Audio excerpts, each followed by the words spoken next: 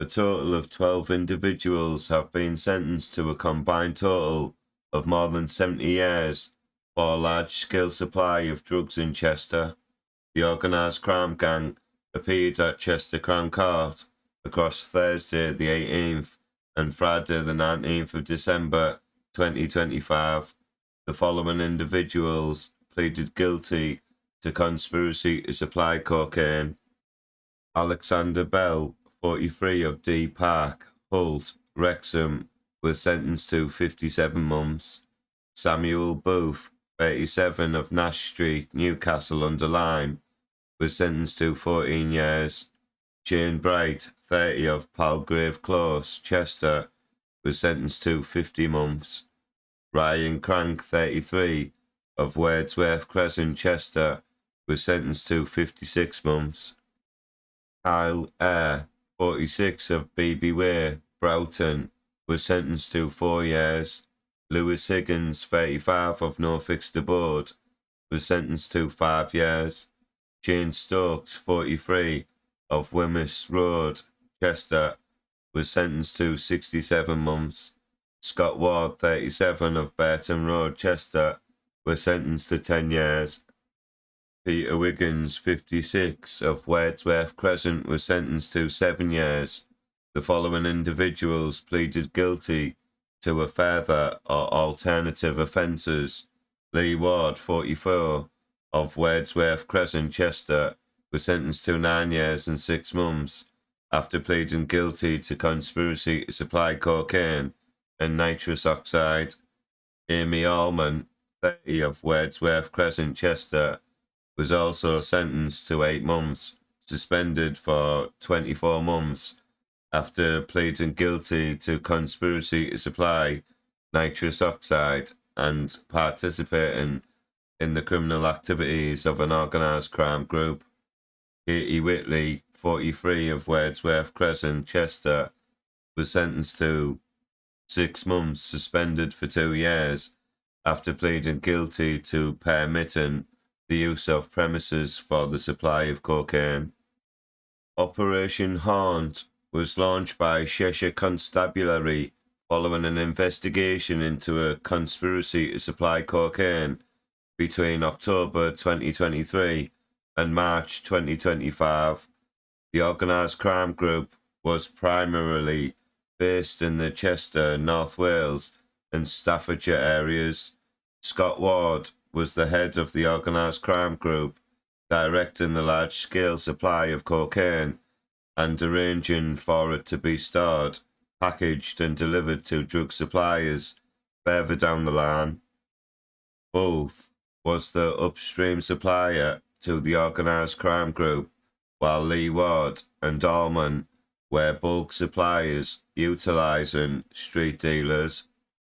Eyre and Wiggins were the couriers, with Eyre transporting cocaine primarily from the Blackburn to Whitchurch and Holt, while Wiggins transported it between Chester and Stoke.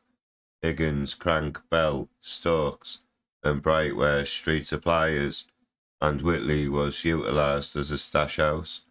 Following inquiries establishing the members of the organised crime group and their roles within it, officers executed a warrant at an address in Whitchurch on the 28th of June 2024, in which Higgins was present, along with a quantity of cocaine.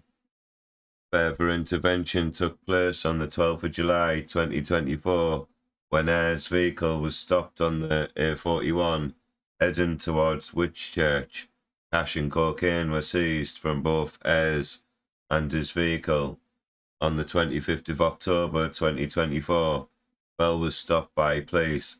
As he arrived home and a warrant was executed at his address, he tried to run from police but was detained and found in possession of an ounce of cocaine.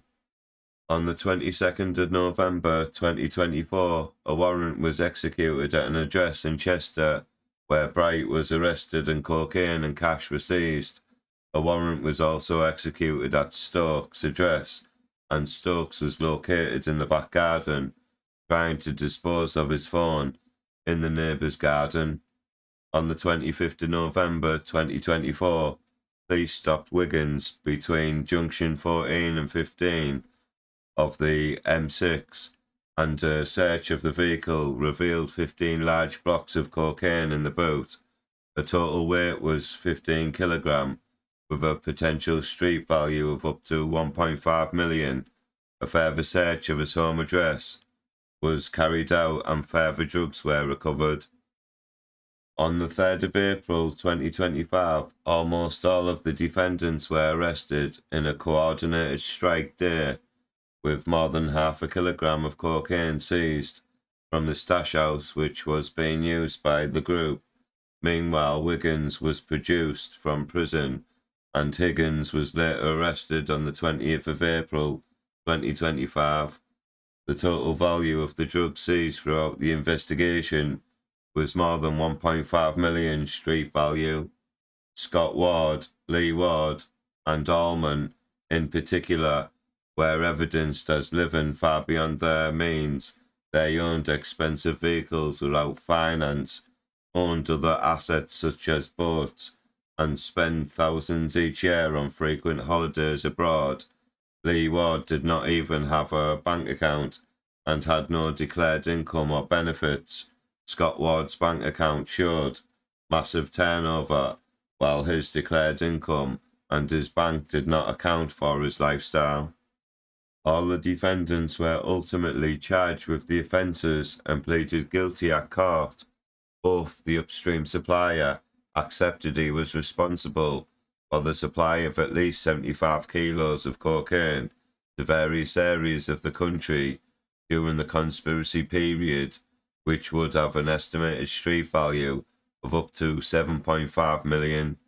The conclusion of this case marks the end of a lengthy investigation, and the police would like to thank all the rest of the officers who worked tirelessly to gather intelligence in relation to the organised crime group and ultimately see them brought before the courts. It is thanks to their hard work and the evidence stacked up against them that the 12 individuals pleaded guilty to these offences. This case should serve as an example that crime does not pay. The group's expensive items were seized during the strike day, and instead of fancy holidays to unwind, a majority of are now facing plenty of free time behind bars. It is well known that the supply of drugs wreak havoc in the local community, and Class A drugs with a total street value of over 1.5 million has been taken off the streets. Please like this video, please comment, and don't forget to subscribe. Thank you.